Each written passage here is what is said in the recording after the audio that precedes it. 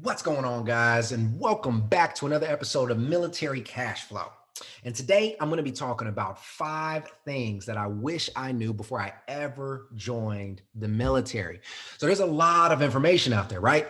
Google, internet, recruiters, right? Not all recruiters are created equal. Some people are afraid that recruiters just tell them what they want to hear instead of what they need to hear. But I found, through time, whenever you're starting to look into something, a lot of times you just don't know what you don't know, right? And so you don't know what to ask, right? You don't know what buttons to push and where to prod and where to kind of lift up the veil and see really how it works. Now, obviously, hindsight is 2020. If I had a little bit more life experience under my belt, I probably would have asked a lot more sophisticated questions before I had joined the military, right? But this is my opportunity to tell you some of the things that I wish I would have known about. Understanding all of these little benefits and things that the military has can also help you strategically plan your military career. I didn't even know that was a thing. I didn't even know you can strategically plan your career. I thought you just did, right? You just showed up and you do. So without further ado, let's get into it. Psych. First thing you gotta do is hit that like button and subscribe, right? And then share it. And then make all your friends and your family subscribe and like it too. And then leave comments and all that other good stuff. All right, enough. Let's get to it. The first thing I wish I would have known about is the Thrift Savings Plan, or the TSP. This is the military, it's actually the government's employer-sponsored retirement account. It's just like a 401k, okay? Now, in the basic training, they basically bring in a representative and they say, hey guys, this is what the TSP is. If you want to sign up here. And the drill sergeants typically look at you and they say, yep, we highly recommend you do it. And, being 18, I didn't know anything. The TSP rep was just talking. I was tired. I was hungry. I didn't know what the hell was going on. But 2, I didn't know anything about retirement accounts. I wasn't thinking about retirement. I was 18. But understanding what it is, right? Understanding the benefits of how you can actually use a traditional retirement account versus a Roth retirement account, right? To hedge against your taxable income. I didn't know that. That's kind of interesting, right? And understanding that why is it so beneficial? Well, here's a few different things that you may not have known about the TSP. So 1, obviously educating yourself on retirement accounts. If I had known better, I would have known what I was doing a little bit more intentionally, but then understanding why the TSP is so good. All right. So every brokerage account or retirement account, anything that's selling in stocks and all that, they typically are going to have some sort of management fee or some other additional fees attached to it. Okay.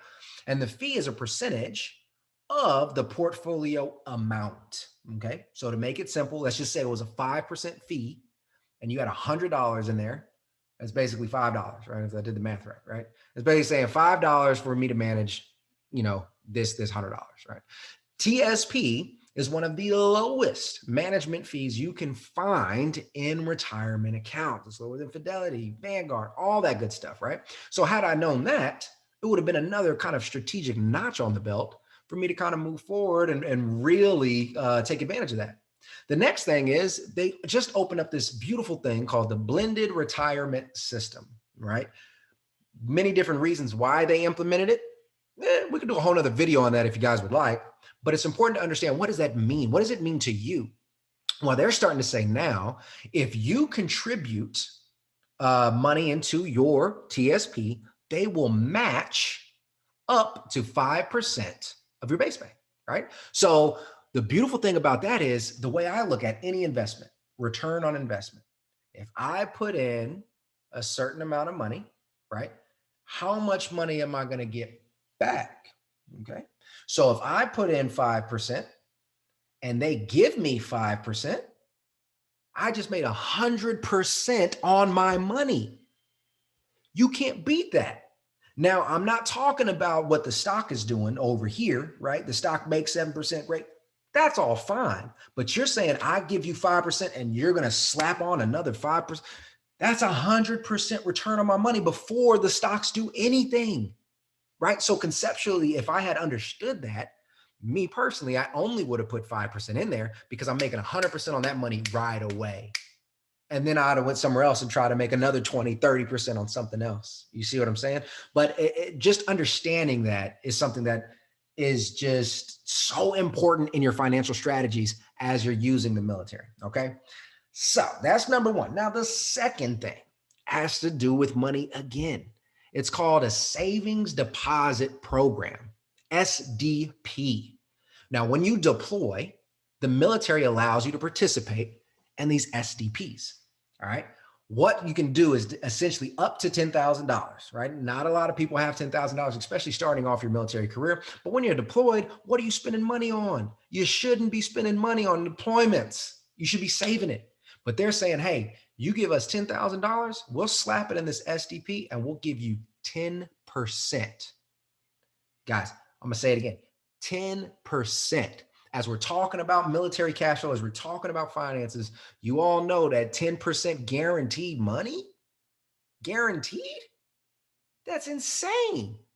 People fight tooth and nail to get a 10% cash on cash return on their investment or on a rental property, right? The stock market on average, right, when you're looking at index funds, and on average yields somewhere like 8%, 7%. So the military gives you 10% free, like for nothing. Just put it in there. That's insane, right? Again, I didn't understand it. I didn't understand why I wanted 10%. I didn't know what the hell that meant. I was like, oh, yeah, 10%, that's good money. I looked at it like, hey, I put in, $1,000 and I make $100. Why the hell would I wait 6 months or 12 months to make $100 or whatever the case is, right? Why would I just use that money somewhere else? I didn't know any better. In a time where you're not supposed to be spending money anyway, why not have it somewhere that's going to be guaranteeing you an amazing rate of return? And then you take it out at the end of the deployment and you move on, right? You go on to the next one. So that's number two. Both of those wrapped around finances. Now, number three, this is a big one. It's the bonus structure. All right. So when I signed up, the recruiter said, hey, I'm going to get you a job that has the biggest bonus structure or the biggest bonus at the time that you qualify for. For me, at the time when I joined, it was an 88 Mike, motor transportation specialist or operator, whatever. I drove trucks, man. That's what I did. I went over to Fort Lost in the woods and I drove some trucks and they gave me $20,000 to do it. You damn right I drove some trucks for $20,000, right? Especially at 18. Most money I've seen ever. By the way, I made some horrible decisions and I lost all that money and I have nothing to show for the $20,000 that they gave me, by the way. But nonetheless, had I understood really how it works, then, you can kind of use that strategically to say, okay, well, I'm going to come in and get some money here. And then I'm going to focus on this and this because there's all kinds of bonuses. You have enlistment bonuses, right? That's what I was just talking about. When you come and join, if you ship off quickly, you get a quick ship bonus, MOS gets a bonus, all that stuff. You also have re-enlistment bonuses, all right? So saying, hey, yeah, you did 6 years, you done did good, we want you back. And your job or your MOS is actually, we need more of you. So matter of fact, we're going to give you some money to stay. Please stay. That's pretty much a re-enlistment bonus, right?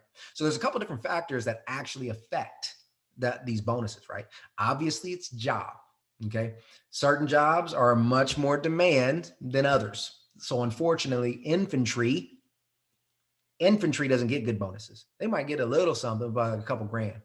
But then you start looking at your motor transportation specialists, your truck drivers, you look at your special operations, right? Well, our bonuses started getting pretty big the more senior you got.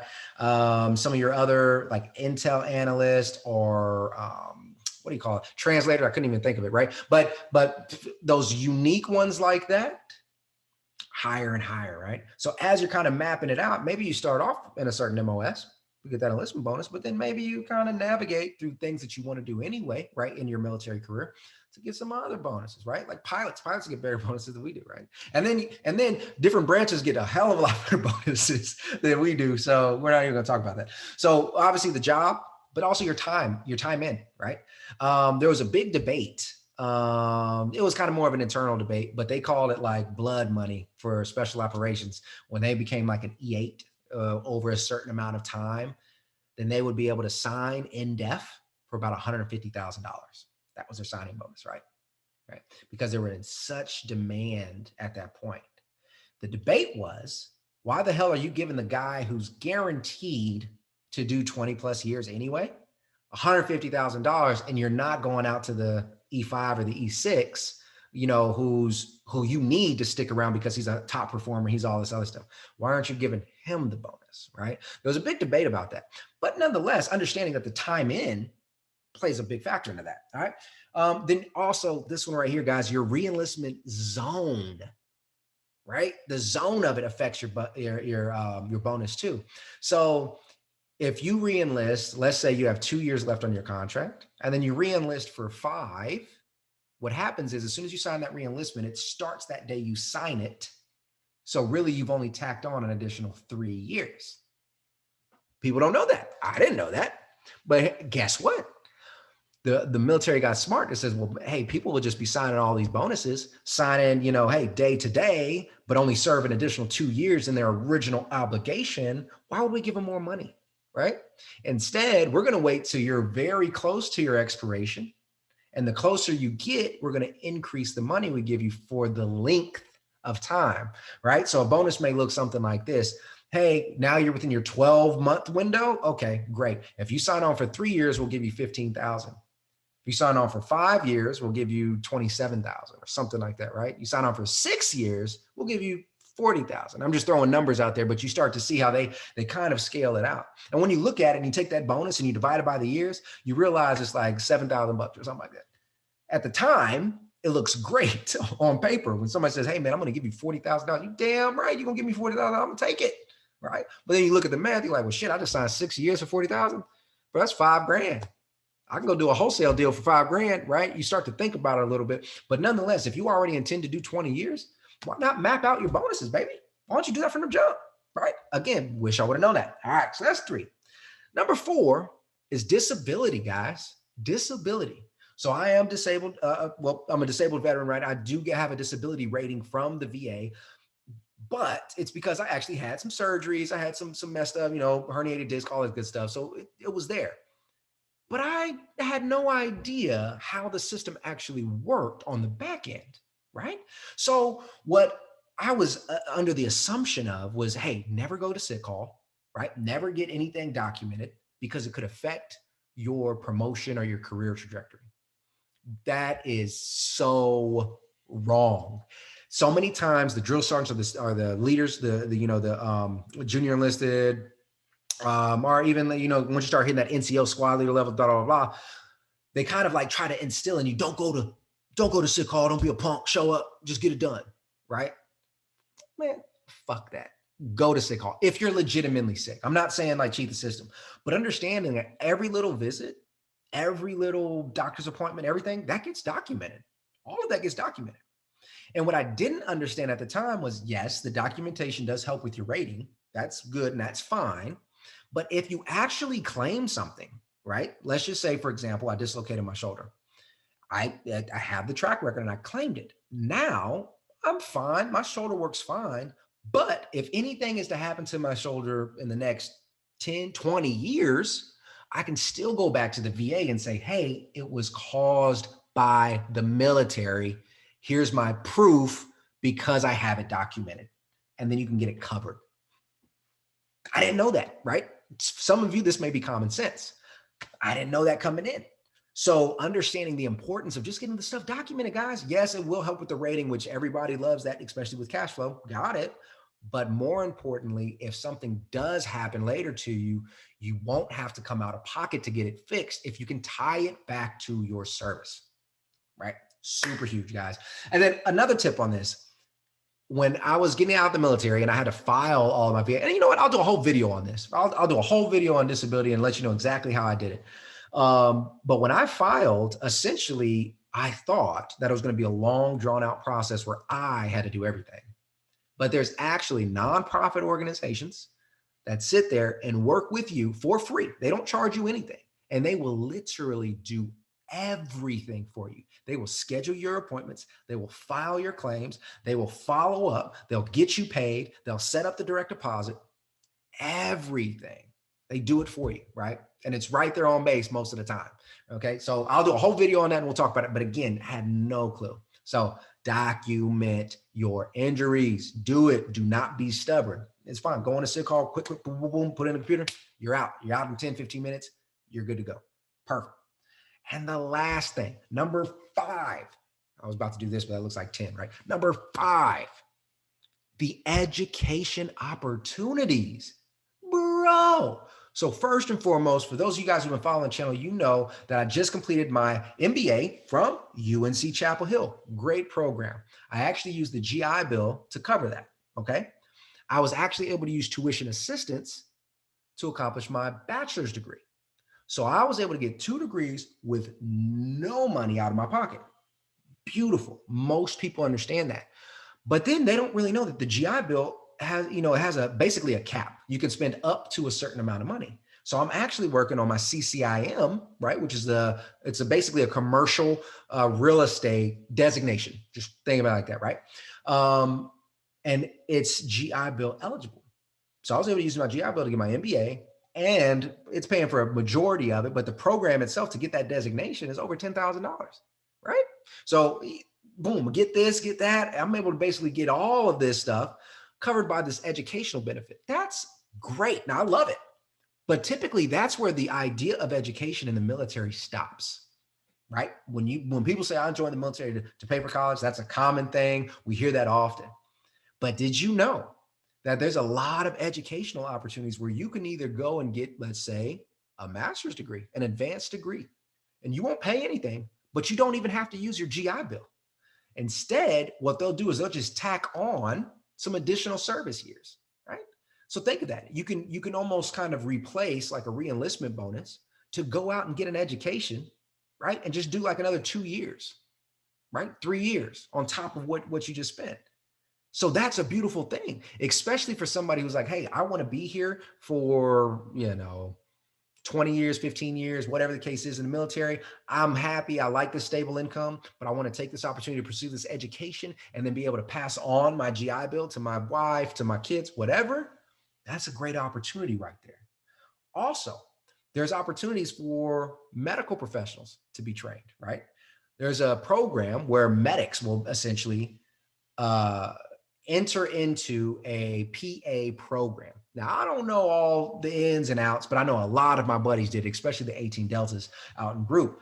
They do their 18 Delta thing for a little bit. Then they would enter the PA program where they essentially go to school, become a licensed PA, and then turn around and, obviously they do their service obligation with the military, but when they get out the military, now they're making $90,000, $100,000 just as a PA. Like, what? Right? And then even within your specific MOS, there's always additional training. We think of airborne, air assault, sniper school, ranger school, all that good stuff and all that good, that's fun, right? Damn right. We did it all, right? We wanted all that. But there's opportunities for you to actually go and work on your intellect as well. There are plenty of different leadership trainings, actual academic trainings, things like project management professional, the PMP designation. Did you know getting out, the military will pay for that? They'll pay for it. Doesn't touch your GI Bill. Right. So matter of fact, I'll do a video on that one. Yeah. Y'all give me a thumbs up or reach out in the comments if y'all want to see the education benefits video. I'll go all into things that I'm sure you probably never even heard of. That's all free that you get when you join the military. All right. So wrapping up the video, guys, those are 5 things that I wish I would have understood about being able to utilize all of these beautiful benefits and actually strategize my career projection. Because as you're aware, with the military, you have to hit a certain time in your rank and time in service before you can get promoted and all this other good stuff. But what about all the middle moves, right? What about the lateral moves of education or duty assignments, re-enlistment timeframes to kind of maximize those bonuses, right? There's so many different things that I really wish I would have known about in the beginning. So I hope you guys like this content. If you did, obviously, I'm going to say it again. Hit it, right? And then as always, guys, continue to go out to the Facebook page. There's plenty of veterans, active duty service members, retired, all that good stuff from all different branches, dropping in different tips on primarily real estate, yes, but this is military cash flow. So you're going to have finance tips. You're going to have credit repair tips. You're going to have tax tips, all that good stuff, because we're worried about that financial health overall, right? So that's it, guys. And until next time, this is Mike Glassby signing off.